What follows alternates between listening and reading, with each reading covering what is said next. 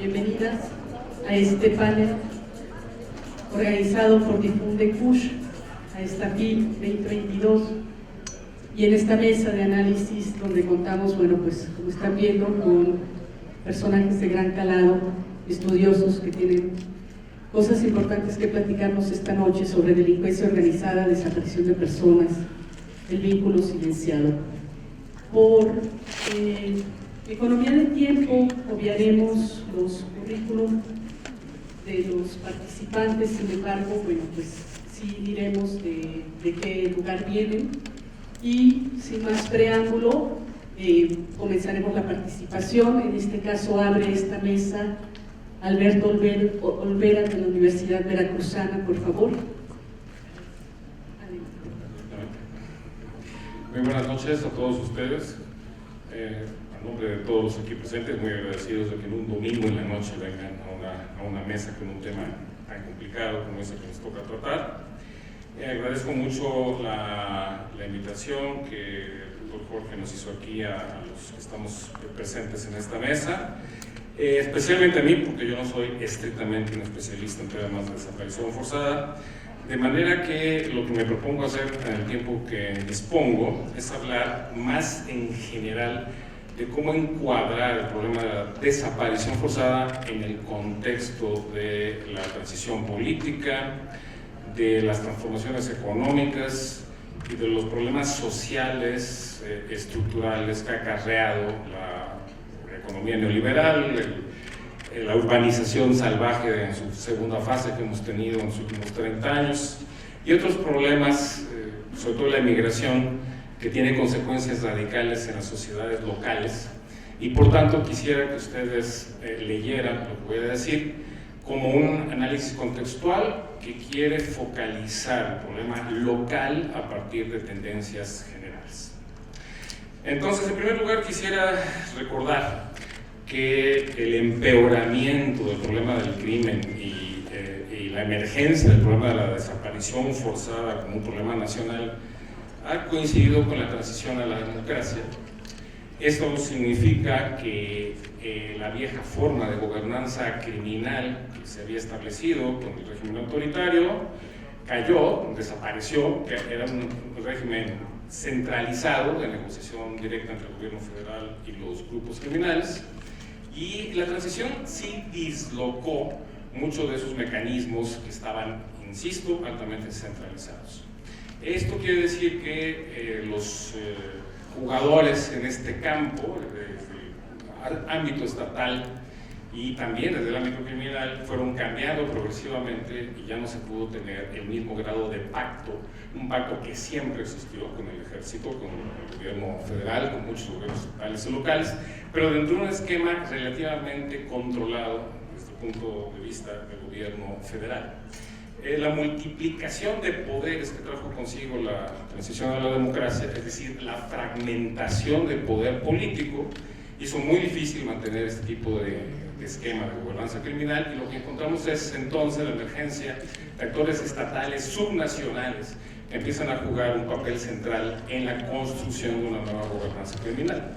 Particularmente los gobernadores de la zona del Golfo, Fidel Herrera y otros más, los de Tamaulipas, pero también los de Coahuila, Quintana Roo, Tabasco. Tenemos un conjunto de gobernadores que empiezan a pactar directamente, sobre todo con los Zetas, pero lo mismo sucede en otros estados del país. De manera que atestiguamos en esta transición a la democracia la reconstrucción de la gobernanza criminal fragmentada, ¿no? Tenemos entonces una forma en donde los poderes locales adquieren protagonismo, e incluso algunos alcaldes de ciudades importantes son actores también, sea por negociación, sea por presión del crimen, pero quiero que ustedes se imaginen que la perspectiva local adquiere mucha mayor importancia que la que tenía anteriormente. Ahora, esto fue posible también, no solo porque la transición fragmentó el poder, sino porque las autoridades electas en la época de la democracia no se interesaron realmente en la reforma del sistema de justicia ni a nivel federal ni a nivel local.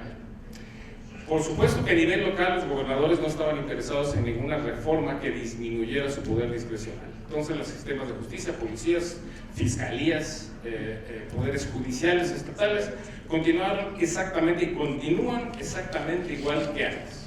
O sea, la única reforma federal importante que hubo en este tiempo fue la reforma de la justicia penal, que fue una reforma fracasada completamente, pero que no tuvo consecuencias reales en las prácticas de los actores del sistema de justicia. De manera que, primer elemento, este proceso político de transición condujo a esta fragmentación. La pregunta es si el gobierno de López Obrador ha revertido y ha recentralizado o no este proceso, que es, como está recentralizando todo, uno se imaginaría que ese sería su propósito. La verdad es que no se ve que si ese fuese, lo haya logrado. Al contrario, sigue habiendo una gobernanza criminal distribuida y fragmentada, y de manera que no tenemos un nuevo control centralizado de la gobernanza criminal. Sobre las consecuencias sociales es importantísimo tener en cuenta que la implantación del liberal tuvo consecuencias muy graves en el país, no muy visibles para todos por la relativa inmediatez de esos procesos, pero quiero recordarles a ustedes que 5 o 6 millones de mexicanos emigraron a Estados Unidos entre los mediados de los 90 y el 2010, una emigración masiva, y en las zonas de emigración, que ya no fueron las clásicas, Jalisco, Zacatecas, Michoacán, sino que se ampliaron a casi todo el país, hubo un proceso de destrucción del tejido social local.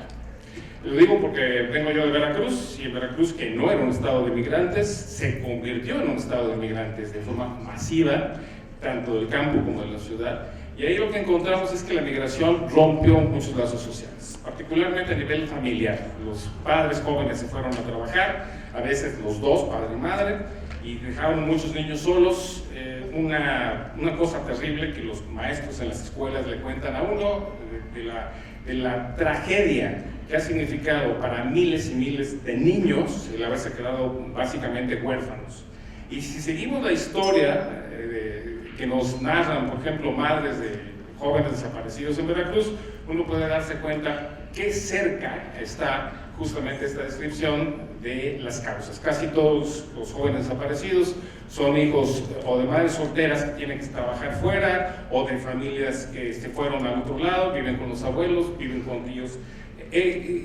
No quiero que ustedes piensen que eso es la única causa, pero sí quiero mencionarlo porque generalmente olvidamos que hay procesos sociales radicales que lastiman a la sociedad, una sociedad ya de por sí precarizada, que no tiene acceso a una educación de calidad, que no tiene acceso a una salud digna de ese nombre, que por supuesto no tiene acceso a la justicia, y tenemos que considerar eso en sus efectos micro-locales. Les invito a considerar eso a nivel de las familias y las localidades donde estas personas viven.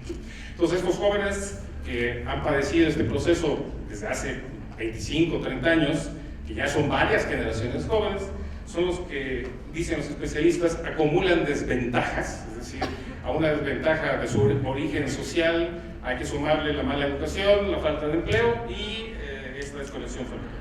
Finalmente, también quiero mencionar rápidamente los cambios en el mercado de las drogas, el mercado criminal. También en estos tiempos que estamos viviendo ha cambiado muchísimo la oferta y la demanda, y por tanto los sistemas de producción, los actores económicos involucrados, las formas de distribución, y por tanto también tenemos aquí una transformación tecnológica y económica radical. Sobre todo lo que quiero apuntar centralmente es la aparición de las drogas químicas como nuevo eje central de la industria de la droga, que ha cambiado radicalmente el sistema anterior. El sistema anterior era coca traída de Colombia y países cercanos, algo de cocaína producida aquí a nivel local, marihuana, etc. Ahora tenemos la multiplicación de las cocinas, entre comillas, que son pequeñas plantas químicas de producción de drogas sintéticas. Y esto ha cambiado totalmente el panorama, porque hay más empresarios metidos en el negocio, hay ahora una territorialización diferente de la industria de las drogas, y por tanto el problema del territorio, del control de los territorios donde se ubican las cocinas y cómo se saca la producción y cómo se hacen llegar los insumos, se vuelve esencial. Y por eso lo tenemos que entender, es un cambio económico de la economía criminal que impacta doblemente entonces esta descentralización política, fragmentación política que les acabo de mencionar, y que a su vez impacta o sucede encima de esta crisis social que les acabo de mencionar. Entonces, si sumamos todo esto, observaremos que muchos jóvenes frágiles en regiones atrasadas del país, empobrecidas, o que se han quedado al margen del crecimiento, del desarrollo que ha tenido lugar en esos sitios, en esas regiones, se ven impelidos a trabajar en ese nuevo mercado de trabajo. Es un mercado enorme de trabajo, que ocupa miles de empleados, miles. No solamente los que disparan balazos, los que andan, no, es que es una industria, entiendas eso, es una producción capitalista, la producción de drogas. Entonces tenemos obreros, tenemos transportadores, tenemos vigilantes, es una industria, no es solamente las balas, que es lo que vemos. La cosa es muy compleja y por tanto se inserta socialmente en familias completas que se dedican al negocio, en comunidades completas que se meten al negocio, en empresarios locales de los lugares especialmente invadidos que tienen que lidiar con esos grupos criminales. Y también uno se explica a partir de esta situación que les estoy mencionando por qué hay tantísimo conflicto entre grupos criminales fragmentados por el territorio. Porque el territorio tiene una nueva centralidad y ya no son las fronteras únicamente, sino son los territorios centrales por donde pasan los insumos químicos para la producción de drogas sintéticas y que también son el camino para llevarlos a Estados Unidos. Por eso Michoacán, por eso Guanajuato, por eso Zacatecas, por eso Jalisco, en donde se convierte ahora esta área estratégica en esta nueva economía capitalista de la producción y distribución de droga. Estos estados que acabo de mencionar son también los que históricamente expulsaron más migrantes a Estados Unidos, de manera que aquí hay una cultura específica de la relación, una cultura del consumo, del prestigio, de la valoración, del éxito social, de manera que aquí, aunque no sean estados pobres, al contrario, se han sumado a la economía capitalista de una manera exitosa, sí en cambio hay una presión social muy fuerte por obtener éxito, y esto también implica, lo que dicen algunos especialistas, una crisis de la masculinidad en los jóvenes de estas generaciones recientes. El masculino que estaba acostumbrado a ser el proveedor de la casa, el macho, el que conseguía las chicas, etc., entra en crisis. Ya no tiene trabajos formales, ya no sigue la secuencia laboral de los padres, ya no entra a hacer toda la carrera del albañil, del obrero, etc. Él se encuentra con la urgencia de tener más dinero y más pronto que lo que tuvieron sus antecesores. De manera que esta presión social, que se nota mucho, sobre todo en zonas industriales deprimidas como las zonas petroleras de Veracruz, es otro elemento más que hay que tomar en cuenta. Ya no, pues estoy acabando mi tiempo. Quiero cerrar diciendo entonces que mi punto es que no podemos entender el problema de la desaparición forzada y del empoderamiento del crimen sin entender el conjunto de circunstancias culturales, sociales, económicas y políticas en las cuales se produce este proceso. Y por eso mismo cualquier reforma que apele a solamente fortalecer las policías o solamente fortalecer tal cosa o tal otra va a perder el punto, porque el problema es complejísimo y multicausal y tiene que ver con problemas entonces de orden global de la economía de la droga, con problemas sociales y culturales específicos y sobre todo tiene que ver con sus expresiones territoriales. Y es aquí donde yo insistiré que la única solución que vamos a encontrar es intervenir a nivel de territorio, interviniendo en todos los aspectos, en lo educativo, en lo cultural, en lo económico, porque si no, lo que vamos a hacer es encontrar una vez más salidas parciales que terminan siendo falsas. Muchas gracias.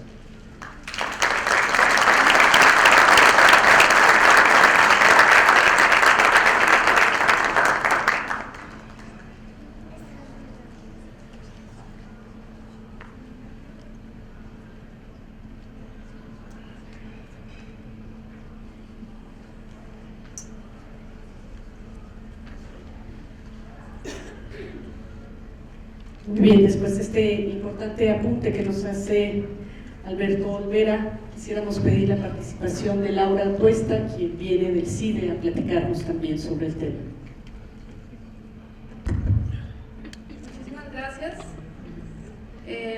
Yo les voy a hablar un poco, ya suena bastante historia, pero es un poco de las desapariciones que hubo durante el gobierno de Felipe Calderón, cuando todavía no se hablaba de que había una crisis de desaparecidos en el país.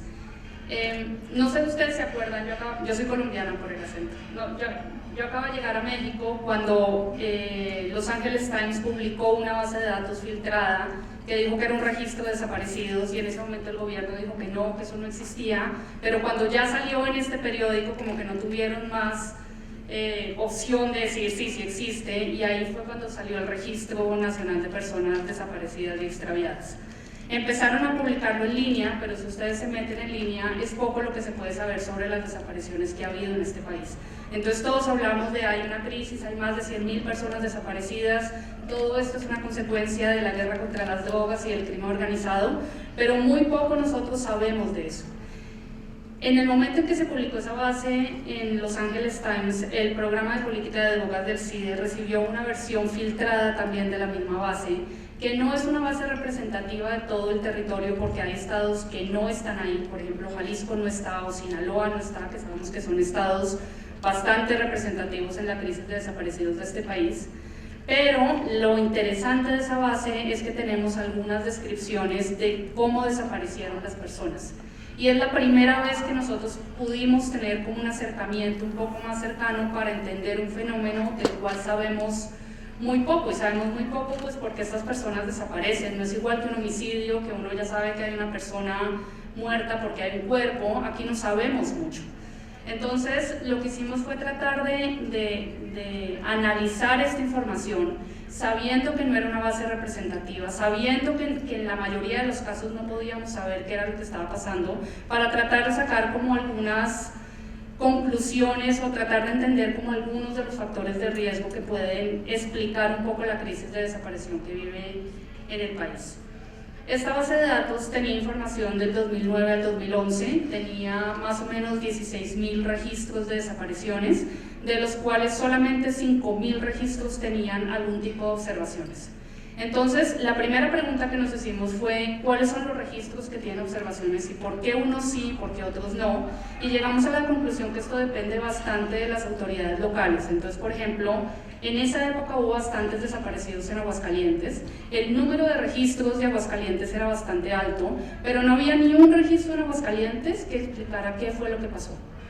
Había otros registros que decían solamente el número 0, había otros registros que decían cédula victimal y no decían nada más, pero había otros registros que tenían una narrativa bastante completa de qué era lo que había pasado. Entonces nosotros tomamos esos que tenían la narrativa y tratamos de identificar cuáles son las principales causas de desaparición, y llegamos a más o menos un total de 600 registros que nosotros pudiéramos decir estos sí pueden estar relacionados con el crimen organizado. Y se debe básicamente a 4 factores. El primero es porque mencionan de alguna forma algún modus operandi de crimen organizado, es decir, llegaron unas personas encapuchadas a la casa, abrieron a la fuerza, se lo llevaron, etcétera. Porque fue una desaparición forzada, ya sea porque hubo un involucramiento activo de las autoridades o porque utilizaron uniformes de autoridades o vehículos de autoridades. Registros que tenían que ver o que sucedieron en carreteras, y obviamente estos están muy enfocados en Tamaulipas y en la frontera norte, de gente que desaparece en las carreteras después de haber pasado un retén, o que encuentran el carro con la llave puesta y las luces prendidas y el carro encendido y nunca se supo dónde estaba esa persona. Y por último, registros que tienen que ver con la frontera norte. Cuando nosotros agarramos esos registros y dijimos dónde están, tenemos bastantes que sucedieron en Durango, en Tamaulipas y en Coahuila. Entonces lo que escribimos fue enfocado en esos 3 estados, no porque el resto de estados no tengan, no porque el crimen organizado esté enfocado en esos estados, sino porque era la información que nosotros teníamos. Y les repito, Sinaloa no estaba y Jalisco no estaba. Entonces era poco lo que nosotros podíamos decir de estos 2 estados que todos sabemos que tienen una crisis de desaparición importante. Déjenme hablarles un poco de lo que encontramos en cada uno de estos estados, empezando por Durango. En esa época en Durango fue cuando estaba el cártel de Sinaloa y llegaron los Zetas. Entonces, esto que les voy a decir, como el involucramiento de los Zetas y la participación de los Zetas, a pesar de que no sabemos exactamente fueron los Zetas los que hicieron esto, en el contexto criminal siempre estuvieron los Zetas presentes. Entonces, en Durango en esa época estaba Sinaloa, llegaron los Zetas y empezó una lucha mortal entre estas dos organizaciones, y después el cártel de Sinaloa se empezó a fraccionar y hubo 3 facciones del cártel de Sinaloa, los M's, los Canelos y los Cabrera, que empezaron a pelear entre sí y empezaron a desaparecer gente del bando contrario.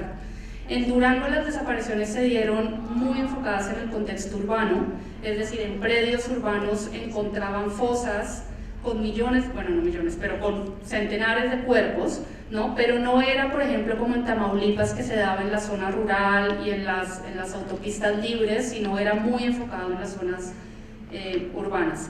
La participación de las autoridades en Durango también fue bastante relevante. De hecho, ahora, si tengo tiempo, les leo una de las observaciones que nosotros encontramos. Y un tema de género. Y el tema de género a mí me llamó la atención. Yo nunca me he enfocado así totalmente en el tema de género, pero lo que sí me empecé a dar cuenta que pasaba en Durango era que las desapariciones a hombres eran mucho más premeditadas que las desapariciones a mujeres. Entonces, los hombres era básicamente llegaron a su casa, abrieron su puerta, lo estaban buscando y se lo llevaron. Y las desapariciones a mujeres estaban mucho más enfocadas en que estaba la persona o la mujer caminando por la calle y la vieron caminando y llegó una camioneta con vidrios polarizados y se la llevó. Es como, y perdón la expresión, pues un poco como se me antojó llevármela, ¿no? Se me dio la gana más o menos de llevármela. Y eso sucedió y lo vi bastante en desapariciones que pasaron en Durango. Les voy a leer la desaparición de una mujer con una amiga, una chava que salió de fiesta una noche y desapareció con una amiga. Siendo las 5 horas aproximadamente, la privada de su libertad y su amiga se encontraban en un bar en donde conocieron a 2 sujetos y a las 6 de la mañana salieron del bar, ellos la llevaron a su casa. A las 10 de la mañana llegó uno de los sujetos que le dijo que iba por su teléfono celular, mencionando que ellas lo tenían, que como andaba tomado se le había caído y ellas lo habían agarrado. Ellas respondieron que no. Siendo la 1 de la tarde, regresó el sujeto a bordo de 2 camionetas, la subieron a fuerza a una de las camionetas en donde iban otras 2 personas. Decían que eran sicarios, que atrás venía el jefe y que necesitaban el chip de su celular porque traía muchos teléfonos importantes y que su jefe lo iba a matar. Eso es una desaparición de una mujer que seguramente no iba buscándola a ella, y el simple hecho de que ella hubiera conocido a 2 sujetos en un bar y se hubiera enfiestado con ellos, se puede decir que esa fue la causa de su desaparición. Desapariciones en Tamaulipas. Tamaulipas es un territorio de los Zetas, aunque sea ahí lo era. Acuérdense que los Zetas era el brazo armado del cártel del Golfo, era una alianza muy importante, y cuando esa alianza se rompió empezó una pelea a muerte entre los Zetas y el Golfo, y la mayoría de esa pelea se dio en Tamaulipas y se dio en las carreteras. Entonces Tamaulipas es interesante porque Tamaulipas es uno de los principales pasos de migrantes al norte, y los migrantes se convierten en commodities o en factores económicos para estos grupos criminales. Entonces muchos de los migrantes son secuestrados, ya sea para que lleven las drogas a Estados Unidos, o son secuestrados y después piden un rescate a sus familiares que viven en Estados Unidos, y si no pueden pagar o no pueden llevar las drogas o no tienen dinero, son secuestrados para ser reclutados por estos grupos criminales. El tema de Tamaulipas se concentra principalmente en carreteras y se concentra en la frontera norte, no solamente con migrantes que van para arriba, sino personas deportadas a Nuevo Laredo.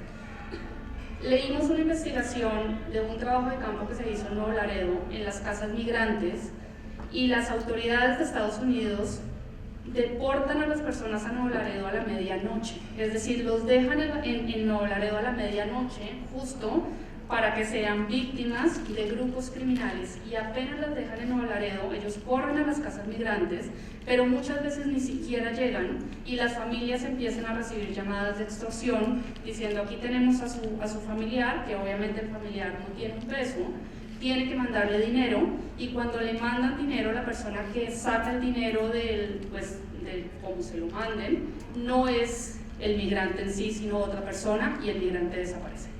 ¿Ok? Entonces, es un factor de riesgo no solamente las personas que van para arriba, sino las personas que vienen a Mérida, o los mexicanos que vienen a pasar un fin de semana al país, sabiendo que vienen de Estados Unidos, pasan por Tamaulipas y Tamaulipas se convierte en un factor de riesgo para ellos. No sabemos mucho de las desapariciones en carreteras, es como si se los llevara el viento. Muchas de las observaciones que tenemos dicen: le informó a su hijo que pasaría en autobús hacia Houston, después se supo que tanto el camión como las personas que viajaban en él se encontraban perdidos y nunca volvieron a aparecer. Venía de regreso a Reynosa comunicándose constantemente con sus hijos y se encontró un retén de soldados recomendándole que se regresara a Laredo. Hizo caso omiso y más adelante se encontró con otro retén y ya no supieron nada de él. Encontraron el carro de su hijo encendido y con las luces prendidas y nadie supo nada y desde entonces no ha sabido nada de él. Realmente es como si se los llevara un poco el viento. Después viene Coahuila, y Coahuila es un caso importante porque nuevamente hubo una rivalidad entre los Zetas y el cártel de Sinaloa, y hay unas historias tremendas de Coahuila. No sé si se acuerdan de la historia de Allende, donde dicen que desaparecieron 300 personas como retaliación de un informante de los Zetas, y fuera de eso en Coahuila es muy conocido por el reclutamiento forzado, y la Sedena ha encontrado varios campos de reclutamiento forzado. Entonces muchas de las desapariciones en Coahuila, por más de que no nos dan información, es como se llevan a hombres jóvenes que están trabajando en la calle, por ejemplo, cuidando carros en un estacionamiento o limpiando vidrios en la calle, se los llevan y después nadie sabe nada de ellos, o muchos jóvenes desaparecen y luego la última comunicación que tuvieron con su familia fue: conseguí trabajo en Piedras Negras, yo te llamo cuando llegue, ¿no? Y se van a Piedras Negras, por ejemplo, y nunca más se vuelve a saber nada de ellos.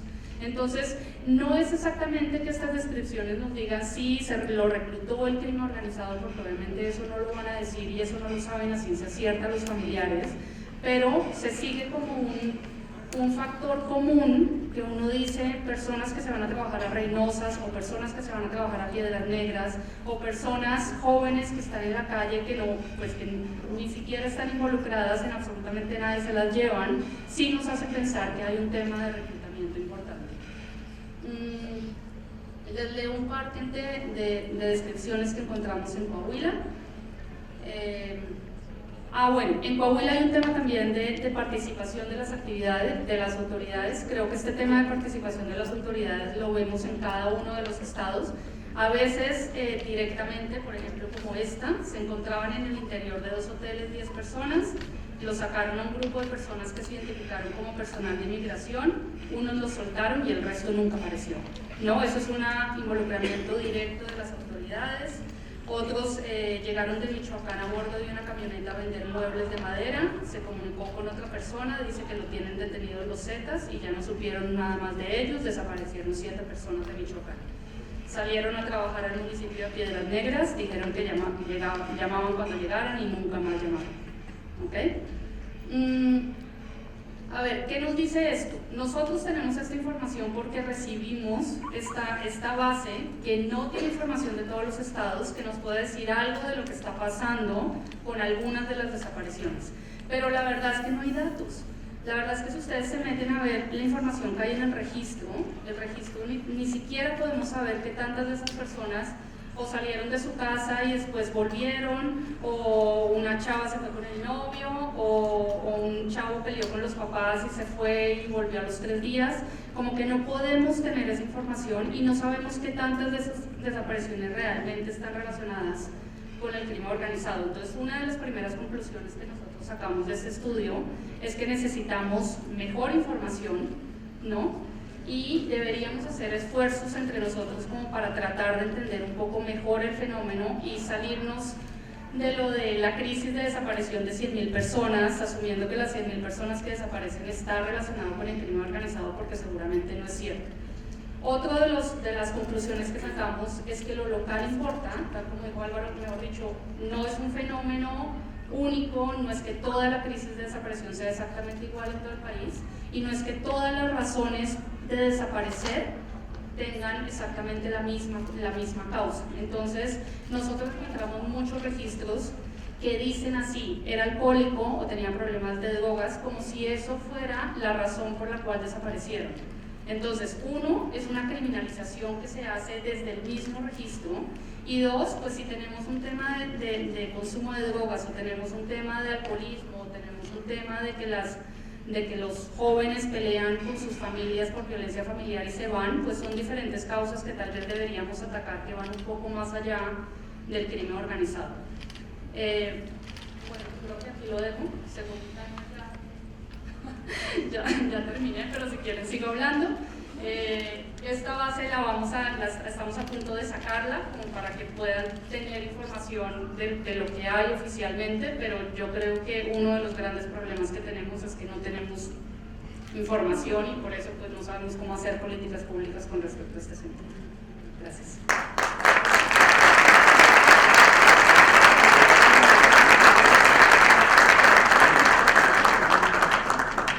Muchas gracias, Laura. Bien, vamos a pedir a Severin Turín que participe, por favor. Ella nos visita de Ciesas. Sí, buenas noches a todas y todos ustedes. Primero quisiera agradecer a la Universidad de Guadalajara por la gentileza, por la invitación.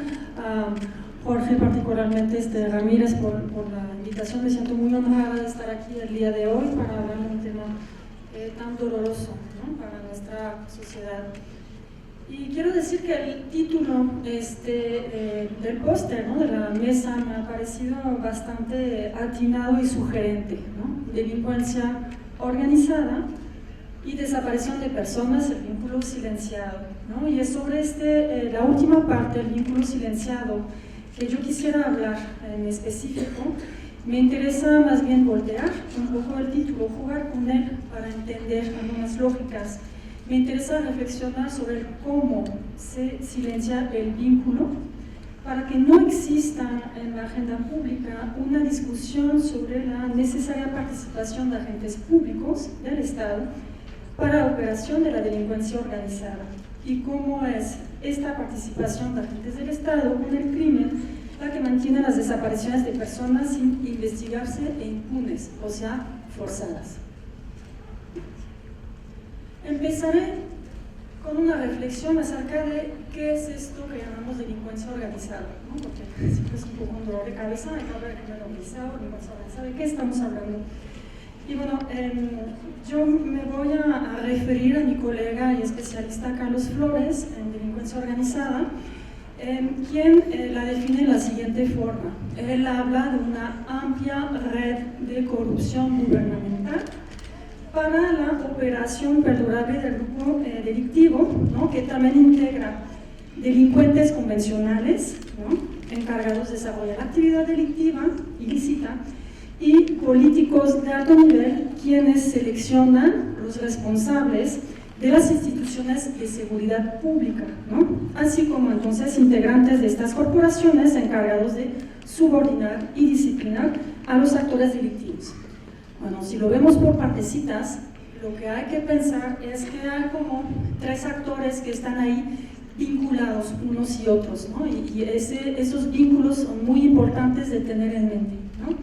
Estos delincuentes convencionales, ¿no?, como se comenta, bueno, es como la parte del crimen que tenemos en mente, ¿no?, esas personas como delincuentes, ¿no? Pero lo importante es visualizar esos políticos de alto nivel que designan finalmente los encargados finalmente de dirigir las corporaciones, ¿no?, de policía y bueno, de seguridad pública, porque no nada más es policía, y también, bueno, pues los integrantes de esas corporaciones. Y lo que no se quiere ver, lo que a mí me interesa que pensemos en silenciar, ¿no?, la existencia, borrar esos vínculos, ¿no?, que no estamos hablando de estos vínculos, y entonces pensar en cómo se silencia, ¿no?, la existencia de ese vínculo. Un aspecto que a mí me ha importado desde hace varios años es la situación también de los periodistas en México, ¿no? Sabemos que México es uno de los países más peligrosos para ejercer el periodismo. El conteo triste, ¿no?, lamentable, del artículo 19 es de 156 comunicadores asesinados en México desde el año 2000 a la fecha, ¿sí? Y cuando hablemos de desapariciones, son 29 personas, ¿no?, que han sido desaparecidas. Efectivamente, como bien se comentaba, tanto por parte de Alberto, hablando como de Veracruz, como de Laura, toda la parte del Golfo es bastante preocupante en términos de asesinatos y de desapariciones de periodistas, Tamaulipas, Veracruz, pero también Guerrero, Oaxaca, Chihuahua, ¿no? Entonces, yo en una pasada investigación con personas que lamentablemente tuvieron que desplazarse por inseguridad en el noreste del país, es decir, Tamaulipas, Coahuila y Nuevo León, me he entrevistado con una decena de periodistas desplazados, ¿no? Y una de las cosas que fui entendiendo al trabajar con ellos es cómo habían sido expuestos a pues muchísimas amenazas, ¿no?, en el contexto, digamos, de la militarización de la seguridad pública, la mal llamada guerra contra el narcotráfico, ¿no? Y que además, digamos, de todas las amenazas que existían por parte de los actores criminales que tenían enlaces, digamos, en las redacciones de los periódicos, porque esto es lo que ha estado sucediendo, ¿no? Hay que entenderlo. Además de que los reporteros fueron usados como heraldos, ¿no?, para comunicar entre un bando y otro bando. También lo que era lo más peligroso finalmente investigar y reportar, ¿no?, era la participación de funcionarios públicos en la delincuencia organizada, es decir, los vínculos que hay entre funcionarios públicos y actores criminales. Por ejemplo, el estar reportando la cuestión de nóminas no pagadas a agentes de policía, policías, ¿no?, lo que se llama comúnmente narconóminas en el lenguaje periodístico, ¿no? O, por ejemplo, haber sido secuestrados luego de reportear una fuga en un penal, la cual fue permitida por la directora de la cárcel, que por supuesto estaba vinculada con el crimen, ¿no? Entonces, son estos vínculos, ¿no?, muy precisos entre actores del Estado y actores criminales que conforman finalmente, ¿no?, así funciona, ¿no?, este sistema de la delincuencia organizada, sobre los cuales se construye un silencio, ¿no?, amenazando, ¿no?, periodistas, matando periodistas, desapareciendo periodistas, ¿no?, y aquellos que logran desplazarse, pues salvar, muchas veces también son desplazados en el sentido de que luego tienen que dejar la fuente policíaca en la que estaban. Los reporteros es como muy común, ¿no?, en este caso. Ahora, bueno, los datos, por ejemplo, que tenía de los 10 casos particulares de periodistas, entonces, 5 de ellos fueron, en este caso, amenazados o privados de su libertad por criminales, ¿no? Pero los 5 otros fueron amenazados por funcionarios coludidos con la delincuencia o directamente en una procuraduría, ¿no? Entonces, asentando un poco mis microdatos, ¿no?, pero sí entrevistas a profundidad que nos dicen mucho también sobre cómo funcionan estas lógicas.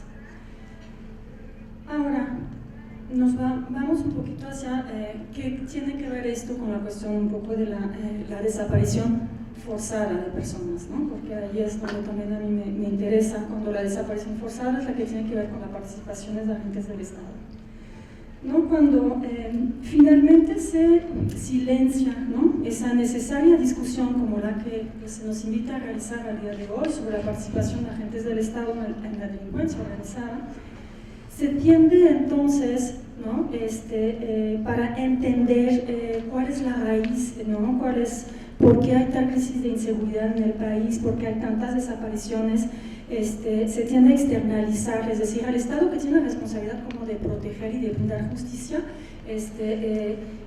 no se ve como el responsable de no proveerlo, sino que son unos actores externos al Estado, no son aquellos que están vinculados, unos actores malos, ¿no?, perversos, externos al Estado, individuos malignos como los narcos, ¿no?, quienes son designados como responsables entonces de la crisis de seguridad y las desapariciones, ¿no?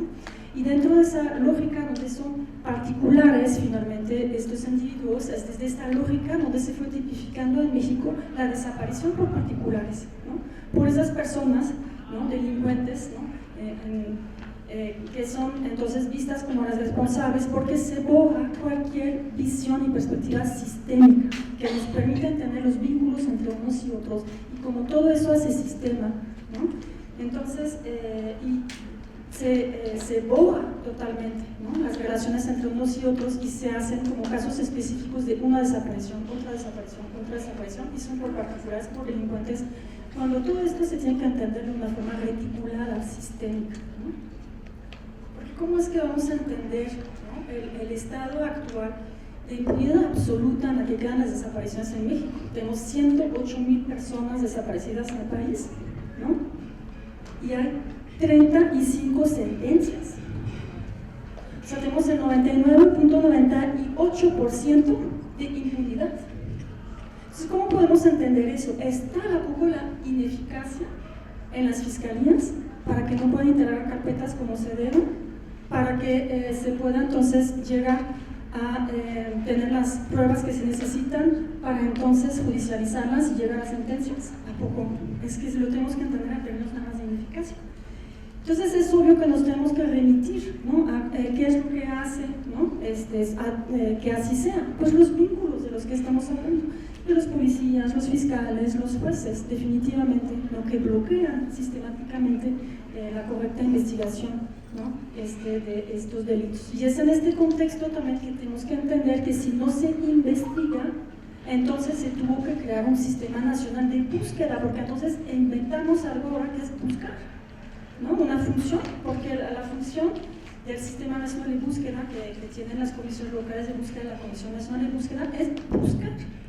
¿Por qué? Porque no se investiga, ¿no? Entonces es para suplir el trabajo que no se hace en un sistema de justicia, pues que no, ¿no?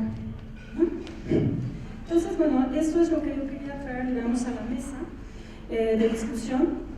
Y haciendo como una última reflexión, como pensando en que cuando hablamos de desapariciones forzadas, ¿no?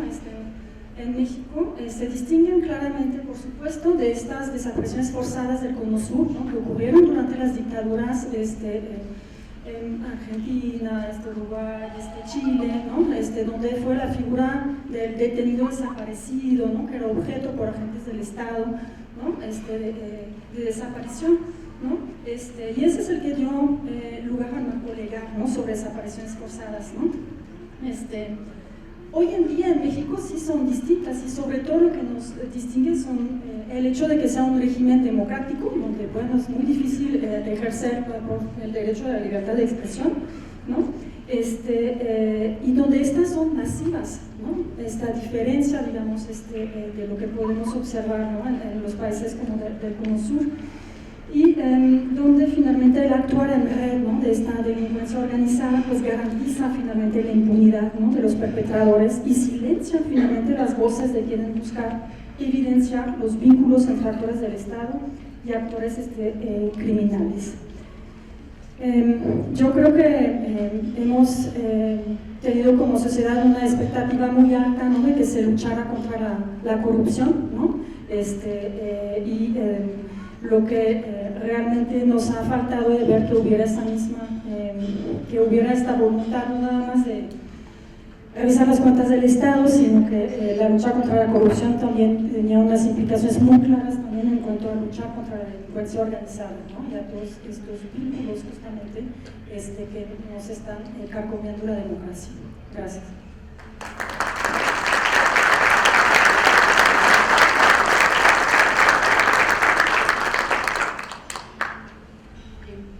Muchas gracias, Severi.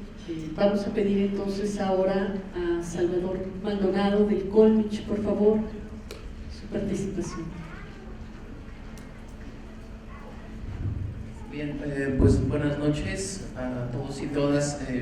Igualmente agradezco mucho la invitación de la UDG, en particular al doctor Jorge del CUSH, que nos ha hecho la invitación a integrar esta mesa y a compartir con estos colegas y ustedes que les interesa el tema de la desaparición y las situaciones complicadas que se están viviendo en México. Así es que, bueno, mi presentación básicamente tiene que ver con compartirles algunos conocimientos, algunos hallazgos que hemos tenido en relación a los colectivos de búsqueda de víctimas y las problemáticas de acceso a justicia.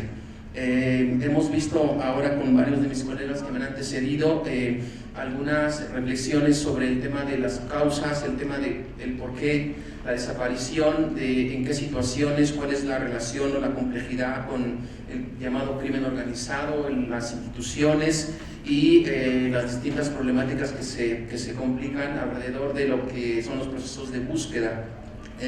Yo quisiera tomar más bien un nuevo ángulo o otro ángulo para poder compartirles reflexiones que logramos sacar a partir de un proyecto de trabajo que estuvimos haciendo en un par de años sobre los esfuerzos que hacen varios colectivos de familiares de víctimas, sobre todo en Michoacán y en parte de Jalisco, en los procesos de acceso a justicia, qué situaciones están enfrentando, cuáles son las complejidades a las que se relacionan, cómo es que narran algunas de sus situaciones que experimentaron y qué es lo que se está, digamos, que tejiendo, ¿no?, relacionando con sus propias demandas de acceso a justicia.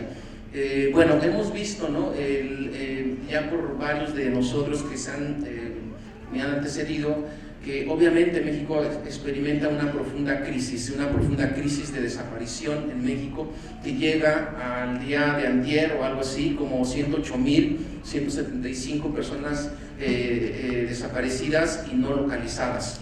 Estos 108.000, obviamente, como ha dicho mi colega Laura, pues es una cifra que a veces se nos hace mucho, pero que también nulifica lo que son gran parte de los significados de cada una de las desapariciones. Lo que nosotros estuvimos trabajando en un proyecto colectivo es seguir la pista de varios colectivos de víctimas y tratar de entender cuáles son los contextos en los que se relacionaron estas desapariciones y cómo es que surgieron estos colectivos, porque es algo muy importante que no hemos logrado avanzar mucho en esa reflexión. ¿Qué significa procesos de acceso a justicia? ¿Y qué significa justicia para colectivos? Porque podemos tener un concepto unívoco de justicia, pero que no todos los colectivos lo comparten. También como otras situaciones en las cuales, por ejemplo, varios colectivos hacen una énfasis, por ejemplo, en procesos de búsqueda de sus familiares, ya sea vivo o muerto, y estos procesos de búsqueda pasan por la importancia del cuerpo que tiene de nuestros familiares para los procesos de búsqueda. Allí me gustaría simplemente pensar más adelante, hablar de una breve digresión sobre cuál es el significado del cuerpo para nosotros, o qué significado adquiere el cuerpo en los procesos de búsqueda. Es algo que a mí me parece importante y en lo que he avanzado en otra parte de mis investigaciones que se han realizado, bueno, sobre estos puntos. Entonces comienzo más bien diciendo que realmente tenemos una problemática de desaparición que no es homogénea a nivel de país, ¿no? Solo de los 32 estados, solo algunos estados concentran más del 60% de las desapariciones, ¿sí? Y sobre todo se concentran alrededor del centro occidente, y eso es algo muy importante. Y además en ese centro occidente, en donde son desapariciones que se relacionan con la dinámica del llamado crimen organizado, ¿sí?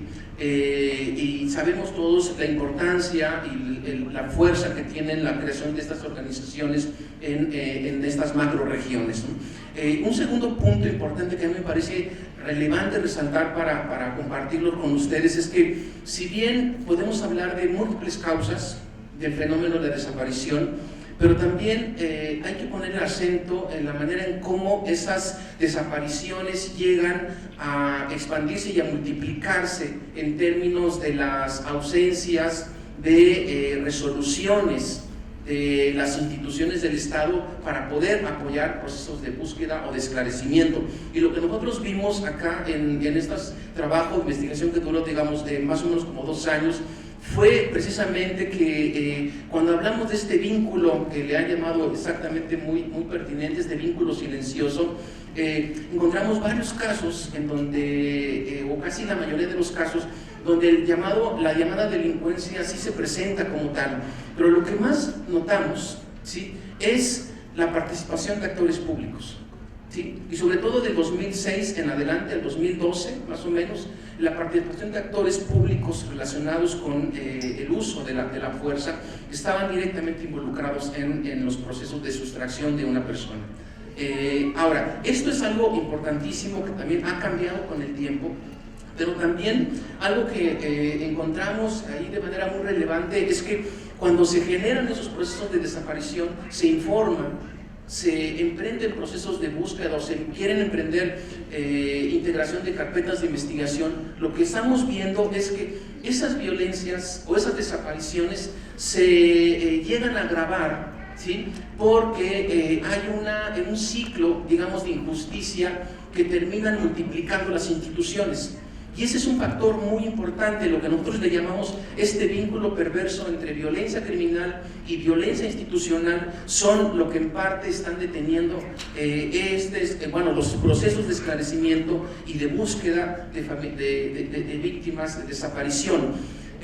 Opera de una manera bastante compleja los procesos de relación entre lo que llamamos el mundo de la violencia criminal y el mundo de la violencia institucional, porque cuando los colectivos o familiares asisten a una instancia ministerial o judicial, el primer paso que encuentran, o la primera puerta que encuentran es simplemente una puerta cerrada que no logran pasar, porque esa puerta cerrada significa de que va a regresar en 72 horas, bueno, antes no había 72 horas o 24, 48 que no se podía investigar, bueno, se cambió. Pero la integración de las carpetas, hay muy pocas integraciones de carpetas y han tardado los colectivos años en poder, a través de presiones, integrar carpetas de investigación. Y aparte de esa integración de carpetas de investigación, en medio de este proceso, ¿qué es lo que hay? Hay una situación realmente muy lamentable y complicada en relación a cómo se genera el proceso de esclarecimiento. Por ejemplo, la pérdida de pruebas, ¿no? Es algo fundamental. Las pruebas, por ejemplo, como los celulares, como los mensajes, como las huellas materiales, ¿no? Lo que los antropólogos forenses están cada vez más buscando en los signos, digamos, materiales de las cosas, alguna señal que les permita definir alguna ruta, por ejemplo, ¿no? Todas estas evidencias, por decirlo así, se pierden con el tiempo. Las llamadas, los teléfonos que se tienen, las evidencias físicas, las amenazas, todo esto se va perdiendo con el tiempo y se va diluyendo. Y eso obviamente tiene que ver con un problema, ¿no? Judicial, ministerial, en el sentido de cómo estas instancias, al negarse la integración de carpetas de investigación, prácticamente están diluyendo, ¿no? Las evidencias más importantes como para emprender los primeros procesos, digamos, de búsqueda. Entonces, es algo importantísimo en ese proceso. Ahora, no quiero decir que esto sea, malévolo, maquiavélico, simplemente que allí hay algo más que una perversidad. Hay rutinas burocráticas, por ejemplo, que hay procuradurías o hay fiscalías o subfiscalías que no tienen el personal, no tienen la experiencia, no tienen absolutamente nada, ¿no? Y eso obviamente hace que se multipliquen estos procesos, digamos, de injusticia, ¿no? Y obviamente esto tiene que ver también con otro tipo de relaciones que ya sabemos que pueden existirse en relación a los casos. Nosotros encontramos que en esos casos o eran fuerzas locales, fuerzas policiales locales, o eran ejército, o eran otras instituciones que habían estado, digamos, involucradas en los procesos de desaparición. No hay procesos de investigación a través de comisiones, digamos, de verdad, como lo fueron como las comisiones del pasado o en otro tipo de regímenes, ¿no? Ahora, esto es algo importantísimo por dos cosas más. Primero, porque cuando hablamos de desaparición, y así lo trato de entender, cuando hablamos de desaparición no hablamos solamente de un proceso de transición, un proceso de esclarecimiento, de una búsqueda de la verdad.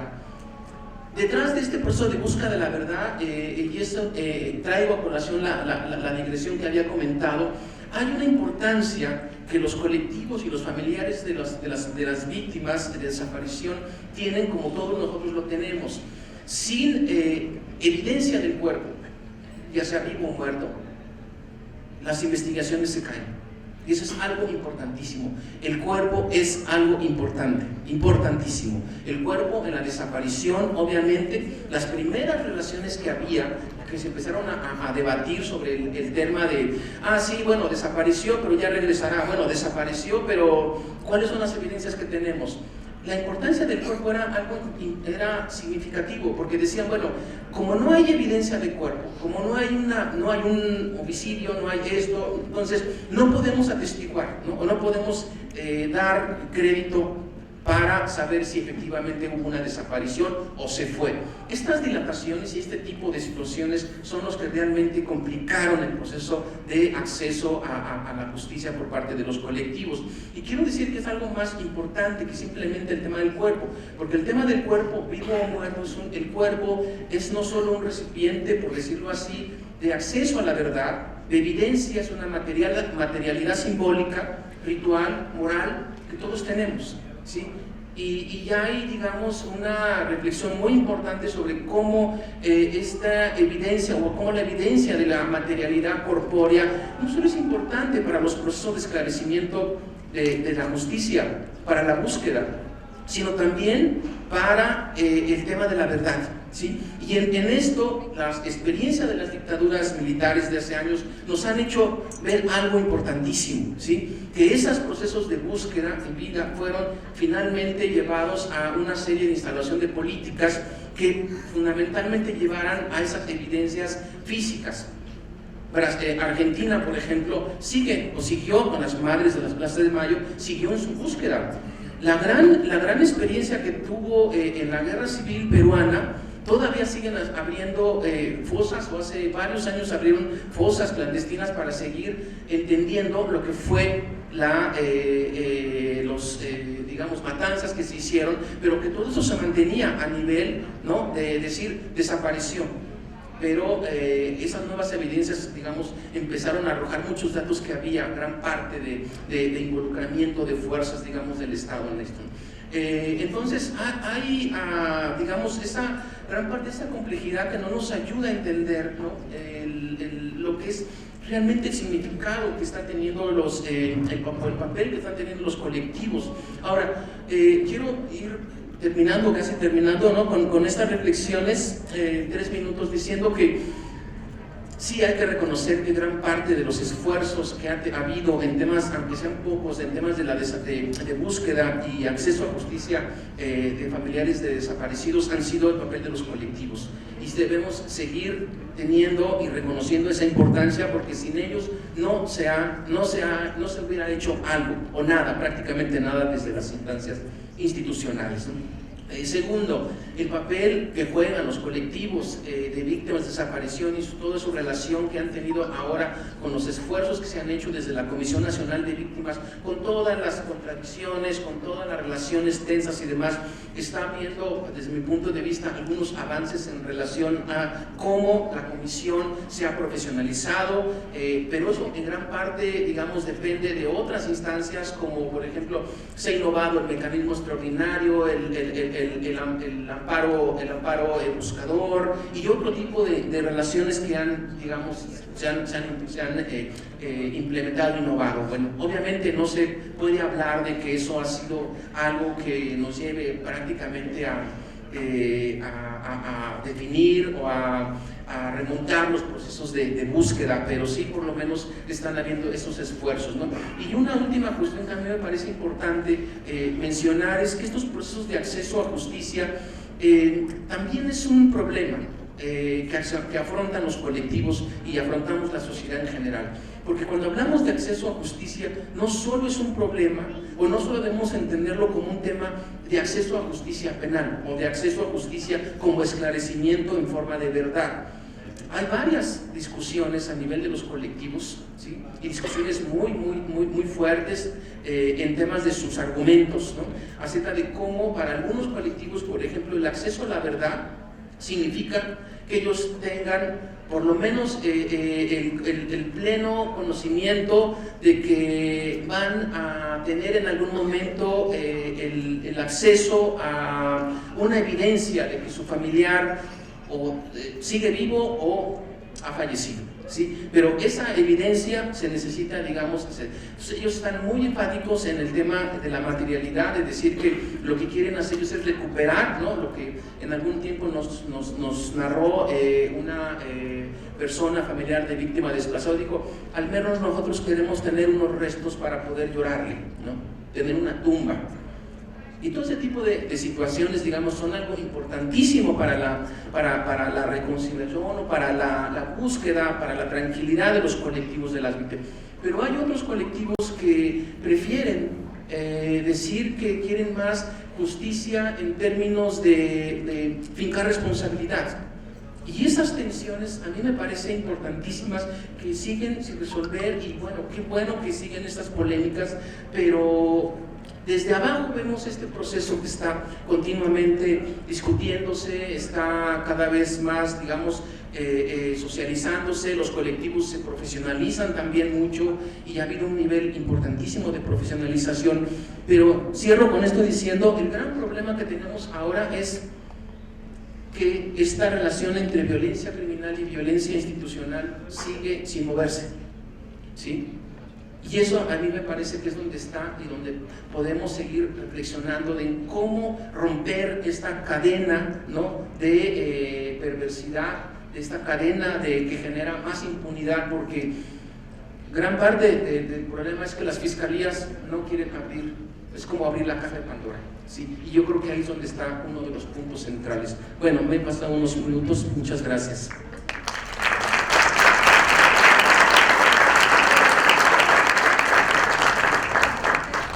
Muchas gracias, Salvador. Vamos a pedir ahora a Eduardo Guerrero, experto analista en temas de seguridad, que comience su participación.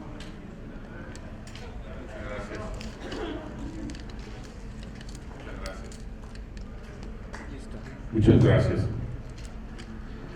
Me da mucho gusto estar en esta mesa de expertos en esos temas. Agradezco mucho al profesor Jorge Ramírez la invitación. Yo no soy precisamente un experto en el tema de desapariciones, pero recientemente la consultora que yo encabezo, Lantia Consultores, se le encargó un trabajo de armar una base de datos nueva sobre desapariciones en México, basada en fuentes abiertas. Es decir, una base que no esté basada en denuncias como la que actualmente tenemos exclusivamente, sino que complemente las denuncias con un trabajo de búsqueda de desaparecidos que han sido, digamos, denunciados en fuentes abiertas, en diarios de comunicación local, en redes sociales, etcétera, ¿no? Hay mucha gente que desaparece y que nadie interpone una denuncia que desapareció. Esos son los que queremos también encontrar y colocar en una base de datos. Realmente el tema de desapariciones a mí me tocó desde el principio, que yo empecé ya hace muchos años a tocar el tema, a abordar el tema del crimen organizado. Me llamaba mucho la atención que había zonas del país que eran escandalosamente violentas, en donde los cuerpos se exhibían en plazas públicas, en bulevares, en calles, y había otras zonas del país en donde los cuerpos se escondían, los desaparecían. Ese primer contraste me llamó la atención, y después lo que pude averiguar es que era una lógica distinta, criminal.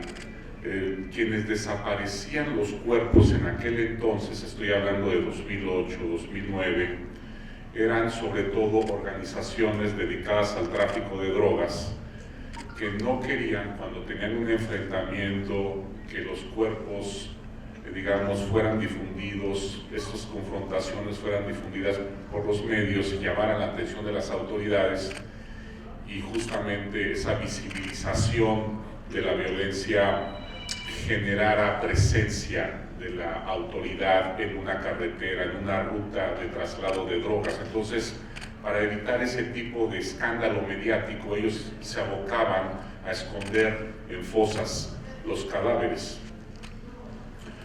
En cambio, cuando en 2009, 2010, 2011 muchas organizaciones se fragmentaron y varias células empezaron a dedicarse a la extorsión, al cobro de cuota famoso, era muy importante exhibir los cuerpos para que los medios reportaran esta violencia y ellos pudieran construir una reputación de violencia y extraer las rentas de extorsión con mucho más facilidad, porque la gente les iba a tener miedo. Y entonces ellos construían una marca criminal, ¿no? Los mazatlecos, los Guerreros Unidos, los Rojos, etc.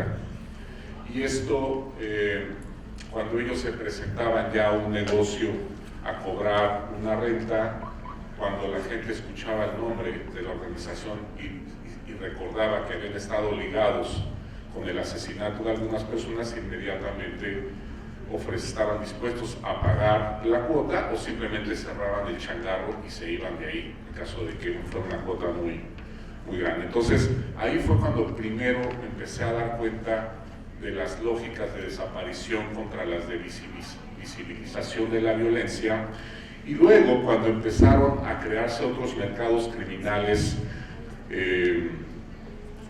la propia extorsión, por ejemplo, en caso de que una persona se negara a pagar, pues terminaba a veces desaparecida. Los mercados de trata de personas tienen un componente muy importante de desapariciones de mujeres, ¿no? En Acapulco, por ejemplo, donde yo estuve investigando algunas cosas hace algunos años, me contaban cómo efectivamente los tratantes a veces desaparecían a las muchachas, pero muchas veces las muchachas eran desaparecidas por los clientes también, que desarrollaban un vínculo emocional, sentimental con ellas, y luego iban a buscarlas, las asesinaban y las enterraban en algún predio ahí en Acapulco, ¿no? Luego me enteré de cosas también muy extrañas, el caso de Nayarit, ¿no? En Nayarit, por ejemplo, tuvimos a un gobernador, ¿no? Roberto Sandoval, que tenía un fiscal que era Edgar Vieitia, que literalmente montaron en el gobierno una organización criminal nueva dedicada a muchos negocios, entre ellos la construcción de inmuebles, que involucraba a muchos albañiles, a muchos arquitectos, y cuando ellos fueron arrestados, en el caso de Vieitia, por el gobierno americano, y después arrestaron también a Sandoval, muchos de estos albañiles desaparecieron durante varios meses para que no pudieran testificar en contra de lo que habían hecho Vieitia, Sandoval y compañía, ¿no? Entonces, como podemos ver, la desaparición puede tocar a muchos actores muy diversos de distintas maneras, dependiendo del tipo de delito, ¿no? Tenemos ahora muy presente pues, la desaparición de 43 normalistas, y sabemos ahora que hubo un involucramiento del ejército, y eso también es sorprendente, digamos, como cuando empezamos a escarbar los casos de desaparición, encontramos cada vez más frecuentemente el involucramiento no solo del ejército, de policías estatales, de policías locales, de policía federal en su momento, ¿no? A mí me llama mucho la atención la presencia tan frecuente de la autoridad omisa, cómplice o activa en las desapariciones. Creo que es algo, estamos ahí, digamos, desenterrando algo que yo al menos, es un monstruo que yo no me esperaba, de cómo las autoridades trabajan coordinadamente con los criminales para desaparecer gente. Traje algunos datos de la investigación que estamos haciendo para que vean qué contornos generales está tomando los hallazgos que estamos haciendo.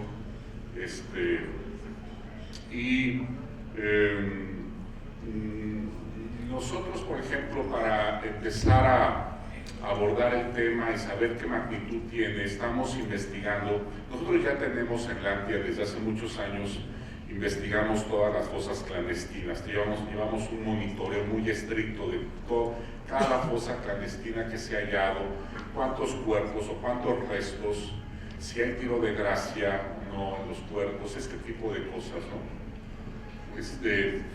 Pero ahora lo que nos abocamos también, además de las fosas clandestinas, es una búsqueda de los que se llaman levantamientos, que es una palabra que se utiliza para designar un tipo de secuestro que no tiene fines económicos, en donde no se pide rescate, simplemente se llega de manera forzada, se obliga a la persona a abordar un vehículo y se le traslada a un lugar que nunca sabemos dónde es y ya no volvemos a saber de ella. Entonces déjenme, por ejemplo, comentarles cómo va, cuáles son los hallazgos de esta investigación sobre levantamientos. De 2015 a 2020 se registra una sostenida tendencia al alza del número de eventos de levantamiento. Sin embargo, en 2021 se registró una disminución del 21.9% y se estima que en 2022 podría terminar con un nivel similar al de 2021. Proyectamos un ligero aumento del 1.5%.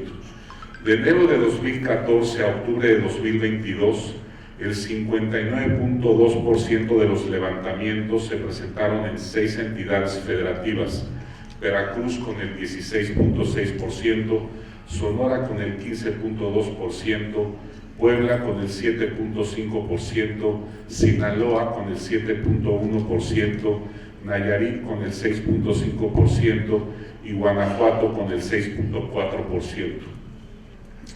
El 15.4% de las personas desaparecidas en levantamientos sucedieron en eventos masivos, es decir, se llevaron 4 o más víctimas en un solo evento. El 20.3% de las personas levantadas son mujeres. El 14.8% de las víctimas son menores de edad, entre 1 y 17 años. El 27.6% de las víctimas tiene entre 18 y 25 años de edad, el 27.9% entre 26 a 35 años de edad, el 29.7% restante de las víctimas es mayor de 35 años. El 23.7% de las personas levantadas son halladas posteriormente. El 18.7% se les halla con vida. Estas víctimas son halladas en un promedio de 5.3 días después de la fecha del levantamiento. El 4.9% se les halla sin vida.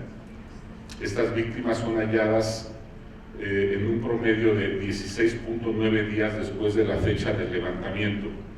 El 26% de las víctimas son levantadas en la vía pública, una calle, una avenida, la banqueta o en la carretera. El 21.2% en un inmueble habitacional propiedad del levantado, dentro o fuera de su inmueble. El 13.5% se les levanta en transporte privado, en su automóvil, en la moto o en la bicicleta. El 7% en un inmueble comercial, puede ser un centro comercial, una gasolinera, un hotel o un bar. 6.8% en un inmueble habitacional privado. En promedio son 5 victimarios los encargados de realizar este tipo de desapariciones. En el 66.6% se observa que llevan armamento, de los cuales 11 de cada 100 victimarios armados portan un arma larga. Ahora déjenme comentarles lo que hemos hallado en los reportes de desaparición que hemos encontrado en internet, porque también déjenme comentarles que solo hemos encontrado una tercera parte de los reportes de desaparición que dice que existe las fiscalías de los estados. No estamos encontrando muchas de estas boletines de búsqueda. Encontramos 16.997 boletines de búsqueda en las páginas oficiales de las fiscalías estatales, de comisiones u organismos de búsqueda, en el periodo comprendido entre enero de 2017 a octubre de 2022.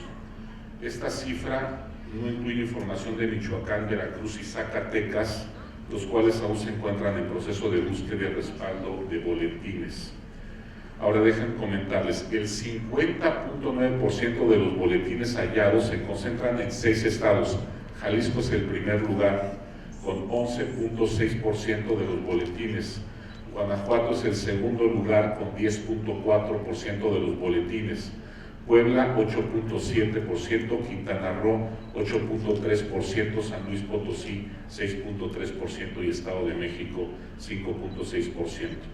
Cabe señalar que en el Registro Nacional de Personas Desaparecidas y No Localizadas reporta un total de 52.816 personas desaparecidas y no localizadas entre enero de 2017 a noviembre de 2022, por lo que se estima que solo está a disposición de la población los boletines del 32.2% de las víctimas de búsqueda. Finalmente, quisiera comentarles algunas de las lógicas que estamos encontrando de desaparición en el noreste del país, porque además de armar esta base, nos pidieron que investigáramos algunas desapariciones que sucedieron en el noreste del país hace algunos años, entre 2007 y 2012. Primero, hay desapariciones cuando hay una disputa entre organizaciones antagónicas, sean estas células, mafias, bandas afines o grupos aliados o subordinados. Por ejemplo, el enfrentamiento entre el cártel de Sinaloa y los Zetas, o entre pandillas del cártel de Sinaloa y los Beltrán Leiva en Coahuila. Segundo, hay desapariciones cuando hay purgas o conflictos internos dentro de la misma organización que implica desaparición de sus propios integrantes por represalia, desconfianza o disputa de liderazgos internos, como ocurrió en el caso de los Zetas en Allende, Coahuila. Tercero, hay desapariciones cuando hay agresiones a conocidos, familiares y amigos de personas involucradas, directa o indirectamente con organizaciones criminales, con el motivo de atemorizar o llevar a cabo represalias. Tenemos el caso, por ejemplo, de familias enteras asesinadas porque uno de los familiares tiene una deuda que no pagó, se robó droga, cometió algún error y toda la familia es asesinada, o desaparecida. Hay desapariciones con el involucramiento de funcionarios y agentes de seguridad del Estado mexicano de los 3 niveles de gobierno, como Policía Federal, sobre todo la División de Caminos, el Ejército Mexicano, la Policía Estatal y policías municipales, que participan en casos de desaparición directamente en colusión con organizaciones criminales o de forma indirecta por omisión, es decir, con conocimiento de las actividades llevadas a cabo por organizaciones criminales. También hemos observado agresiones y casos de desaparición a funcionarios que han obstaculizado las actividades de organizaciones criminales. Es decir, hay casos en donde también soldados, policías o funcionarios públicos han estorbado, han tratado de evitar un acto de desaparición y por eso ellos también son desaparecidos o porque simplemente estorban algunas actividades de la organización criminal. También hemos registrado agresiones y casos de desaparición contra población civil en retenes o detención de agentes del Estado mexicano o en retenes ilegales llevados a cabo por organizaciones criminales o durante eventos de secuestro y extorsión. En estos casos se trata de personas sin involucramiento con actividades delictivas. No descartamos que en algunos casos sea por confusión o casos fortuitos. Ahorita, por ejemplo, en Chiapas ha habido mucha desaparición de inmigrantes ilegales que son detenidos en retenes, ya sea oficiales o clandestinos, y no sabemos más de ellos, ¿no? En fin, ya me pasé para ese tiempo. Quería darles un poquito estos números, estos hallazgos preliminares de la investigación que estamos realizando. Muchas gracias.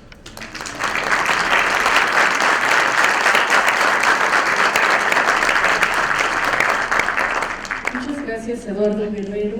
Es el turno de Jacobo Dayan, del Centro Cultural Universitario Tlatelolco de la UNAM.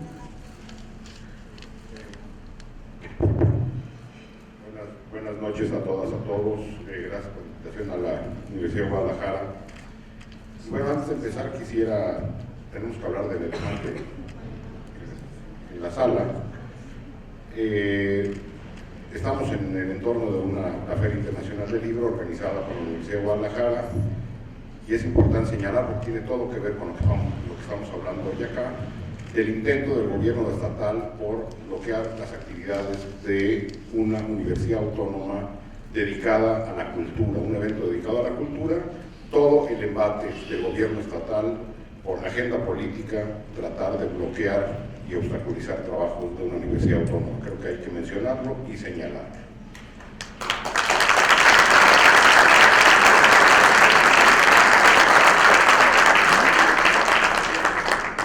Y digo que tiene todo que ver porque la clase política, parece que las desapariciones cayeron como si fueran un meteorito. Y Alberto nos hablaba de una evolución que podríamos trazar a 30, 40, 50 años que nos tienen donde estamos.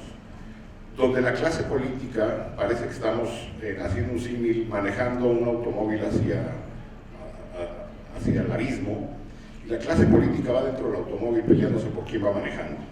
Esa sería un poco la lectura, no por detener el automóvil que va hacia el abismo.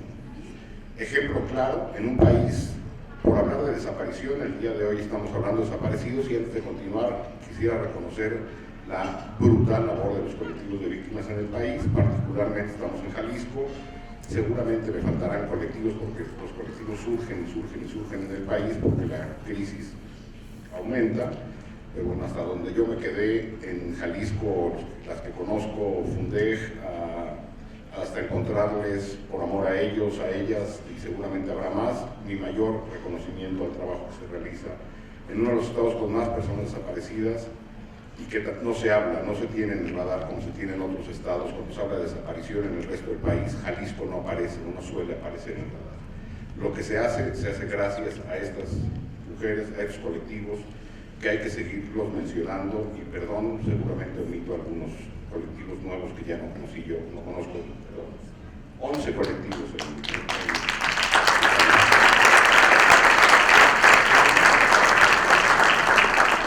mi mayor reconocimiento al trabajo que se realiza. Y digo que tenía todo que ver lo que decía al principio con la clase política, preocupada más por asuntos políticos que por la cultura o por la crisis humanitaria. Y el ejemplo claro lo tuvimos el día de hoy. Repito, por hablar de personas desaparecidas, la crisis en cifras oficiales, ahora quisiera entrar a detalle por lo que esconden estas cifras, más allá de las narrativas que no tenemos.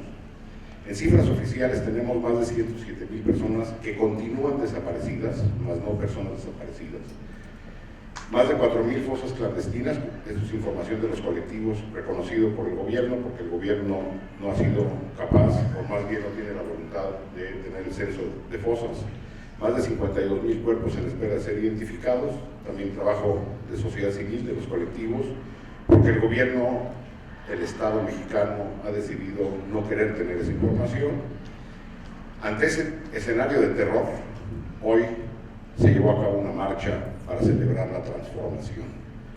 Es decir, no nada más está invisibilizado, está ninguneado el fenómeno de las desapariciones, el fenómeno de los asesinatos, el fenómeno del desplazamiento interno forzado del que no se habla, el fenómeno del despojo de tierra y territorio, la tortura, la trata y el resto de violencias que hay en nuestro país, completamente invisibilizados, y lo único que importa es quién va manejando el automóvil al abismo, y hay que salir a festejar los 4 años de transformación o los 4 años de lo que sea. Bueno, y decía yo que habría que entrar a las cifras porque es importante entender la magnitud. Una gran académica jalisciense, Rosana Reguillo, en su libro más reciente tiene una frase que dice: contar muertos o contar personas desaparecidas es no comprometerse con el hecho. Hay que nombrarlas, y hay que nombrar las historias si queremos comprometernos con el hecho. Bueno, el Estado mexicano no nada más no se compromete con el hecho, no es capaz ni siquiera de contar las personas desaparecidas. Y no es un asunto de capacidad, repito, es un asunto de falta de voluntad, no del gobierno, del Estado mexicano, en su conjunto. La cifra, y perdón, discrepo de las ligeras alabanzas que lanzó Salvador a las autoridades de la Comisión Nacional de Búsqueda, de las Comisiones Ejecutivas de Atención a Víctimas y de la misma Secretaría de Gobernación a nivel federal y las estatales, que no basta con buena voluntad, no son iglesia, ¿sí? No son altruistas, no son grupos de activistas, son funcionarios de gobierno y del Estado. Sus obligaciones son las que están marcadas por la ley. No tenemos por qué aplaudir cosas que son sus obligaciones y tenemos que exigir todo lo que tienen que hacer. No hay que aplaudir pequeños avances, no hay que aplaudirlos, ni reconocerlos. Es su obligación, si no quieren que se salgan de ahí. Repito, las cifras oficiales, 107,000 personas que nos quieren decir que son las personas desaparecidas, pero no, son 107,000 personas que continúan desaparecidas. Porque cada vez que aparece una persona, viva o muerta, se resta de ese número. Es decir, al número de 107,000 había que sumar a las personas halladas sin vida, que están invisibilizadas en otra cifra. También habría que sumar a las personas que se han encontrado, los que decía, por ejemplo, Eduardo, que se han encontrado con vida, aquellas que fueron desaparecidas, porque las cifras que maneja la Secretaría de Gobernación nos revuelven, y Alejandro Encinas se llena la boca diciendo que el 90% de las personas desaparecidas son encontradas con vida. Es falso. La cifra que tienen revuelve personas desaparecidas y personas no localizadas. En teoría, las fiscalías tendrían que reclasificar a las personas no localizadas como desaparecidas después de 3 días. En teoría, no lo hacen. Y cuando son halladas, tendríamos que tener un registro de las personas desaparecidas halladas con vida o sin vida. No lo hacen. La información que tenemos de la Comisión Nacional de Búsqueda, que repito, no hay que agradecerle, es su obligación y no lo hacen, es tener unas cifras claras del número de personas desaparecidas en este país. La información no está en línea. Decía Eduardo ahora de que la información, por ejemplo, en 2022 era menor o mayor. La información no llega porque las fiscalías no envían la información. Si nosotros nos metemos a la página de la Comisión Nacional de Búsqueda, incluso nos avisan que la última carga de información fue de la Fiscalía del Estado A, B y C de tal fecha. Pero no sabemos si ya cargó el 100%, el 70%, el 8%, si le falta todavía el año pasado o ya el anterior no tiene ningún pendiente. Es decir, no sabemos absolutamente nada. Entonces, no es información en línea. Los mismos colectivos, digo, cuando uno hace un cruce de información y se está trabajando también desde la organización sociedad civil para hacer este cruce que se tienen desde los colectivos con la información desagregada que se puede medianamente sacar de esta base de datos, es de que la información que está ahí, y los mismos colectivos lo dicen, no es ni la mitad ni mucho menos de la cifra real de personas desaparecidas, sabiendo que el Estado, el gobierno mexicano va descontando personas desaparecidas de esta cifra. ¿Sí? Es decir, si el Estado mexicano mañana encontrara a todos, que no va a ocurrir, no están haciendo nada para encontrarlos, ese número estaría en 0. Y entonces, ¿qué diría el gobierno? En México hay 0 personas desaparecidas. Es ridículo. ¿Sí? En esa cifra se tienen que contar las personas, repito, que han sido encontradas con vida o sin vida. Aquellas que fueron desaparecidas, desagregar las que fueron no localizadas. Pero como el Estado mexicano no sabe cuál es la diferencia, ahí están todas. Severino nos hablaba del número de sentencias, 35 o 43, depende de cómo se quiera contar. Es decir, en teoría el Estado mexicano reconoce 107,000 personas con denuncia, porque si aparecen en la base de datos, hay denuncia. Y hay 43 sentencias, o 50 o 35, depende de cómo se cuenta. No 35,000 ni 43,000, 35 o 43, punto. Cuando se detiene a alguien responsable por desaparición, nunca se enjuicia por desaparición. Los máximos responsables criminales, piensen los grandes capos detenidos, o ahora se hablaba, por ejemplo, del caso en Nayarit, o está detenido Javier Duarte de Veracruz, hay 3 exgobernadores de Tamaulipas detenidos, jamás se investigan las desapariciones, ni de grupos criminales, ni de actores del Estado, nunca. Las pocas sentencias son de muy bajo nivel. Ahora, entrando a las dinámicas de la desaparición, se habla mucho, por la narrativa oficial, de con estas frases de se matan entre ellos, en algo andaban, se fue con el novio, se culpa a la persona desaparecida, a la persona asesinada, a la mujer violada del hecho violento. Ante lo que estamos es ante un fenómeno de violencia, es decir, la desaparición de personas como acto de violencia se ha convertido en una forma rentable, efectiva, de agentes del Estado y grupos criminales para gestionar la violencia. Y bueno, eso dicho incluso por el mismo Comité de Desaparición Forzada de Naciones Unidas, cuando nos vino recientemente a decir la desaparición forzada es el crimen perfecto. No hay investigaciones ni sentencias.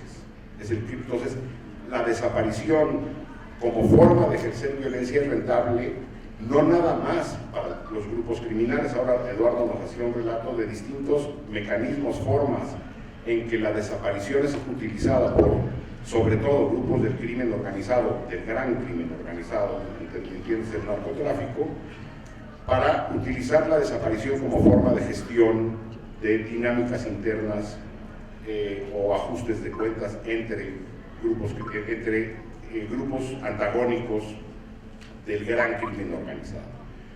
Pero la desaparición forzada en nuestro país alcanza otros sectores. Hay un número importante de transportistas desaparecidos, de enfermeras, enfermeros, médicas, personal de medicina desaparecidos, un número de albañiles, arquitectos, ingenieros desaparecidos. Es decir, hay fenómenos identificados por región donde encontramos lógicas de desaparición que no están ligadas al ajuste de cuentas, a los pleitos entre uno y otro, al que me debe un dinero o no me lo debe. Evidentemente, por la gráfica, por lo que podemos ver de gráfica en la desaparición particularmente de mujeres, donde las mujeres desaparecen en edad mucho más temprana que los hombres. ¿Sí? En la incluso preadolescencia, adolescencia y adultez temprana.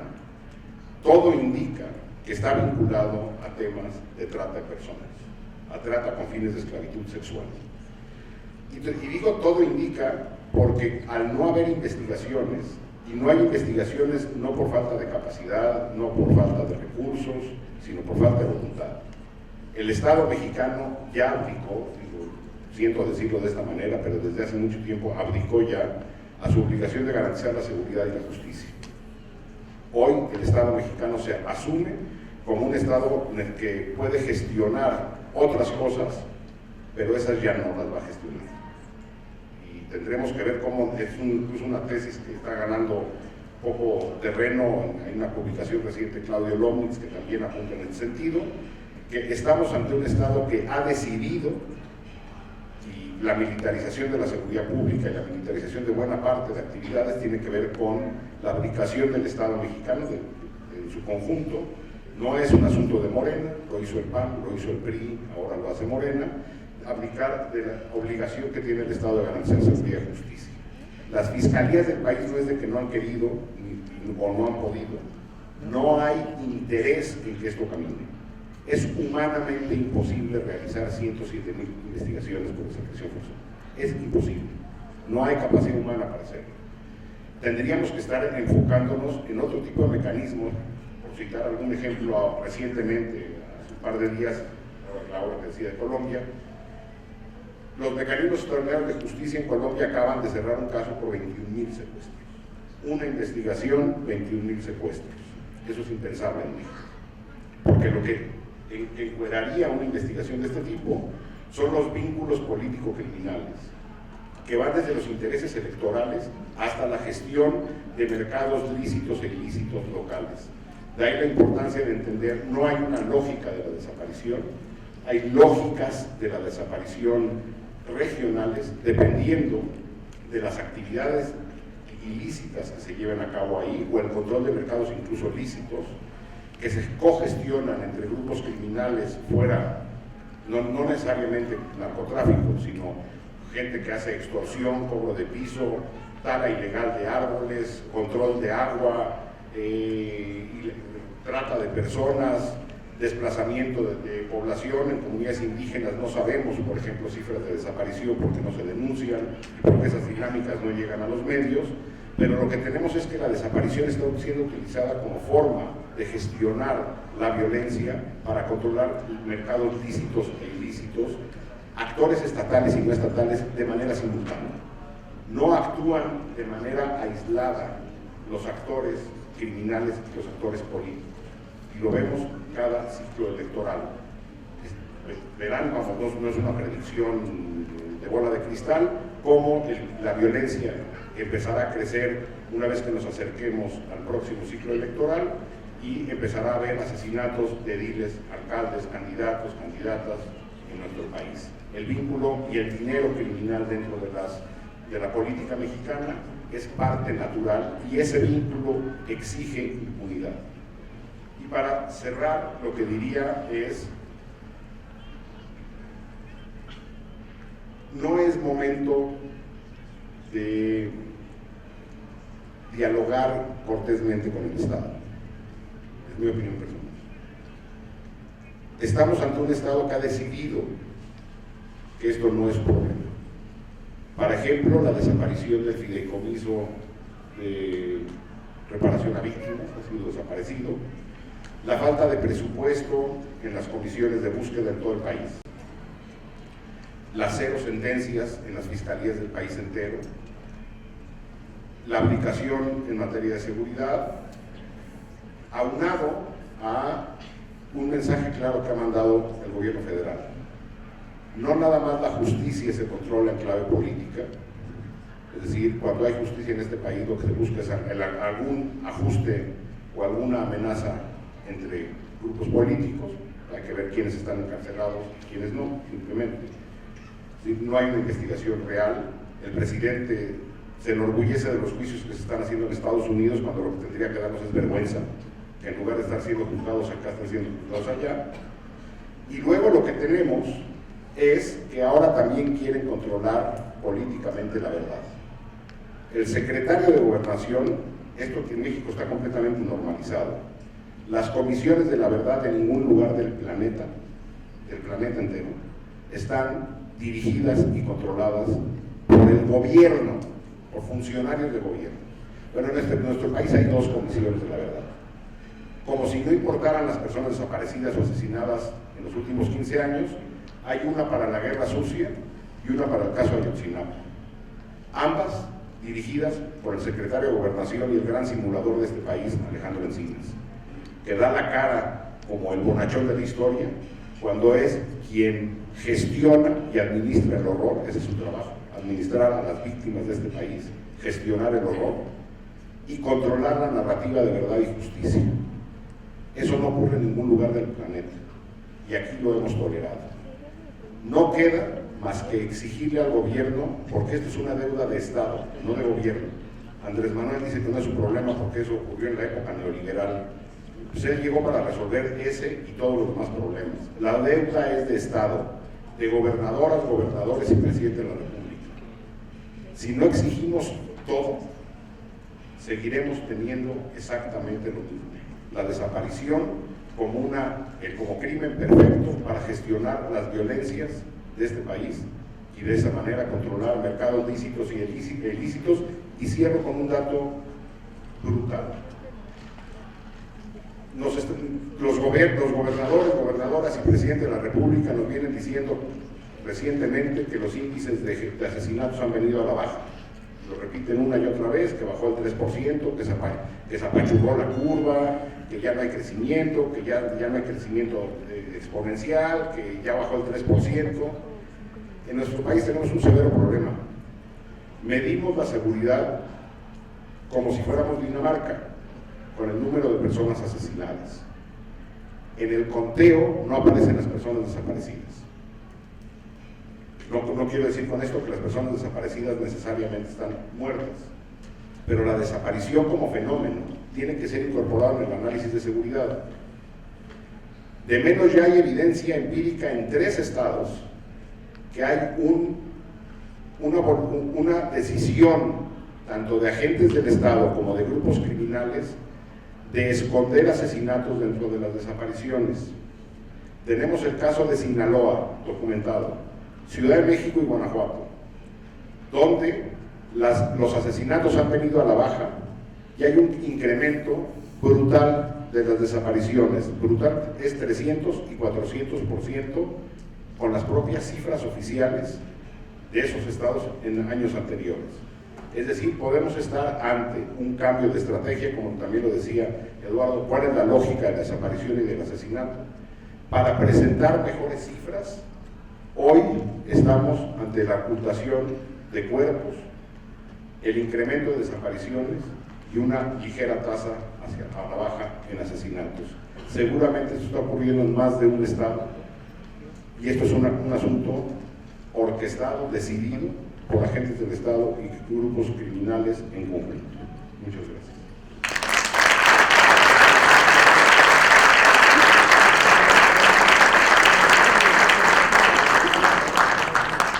Muy bien, pues el tiempo de la fila premia. Damos por agotada esta mesa que fue delincuencia organizada, desaparición de personas, el vínculo silenciado, agradeciendo y pidiéndoles un fuerte y caluroso aplauso para todas y todos los que están.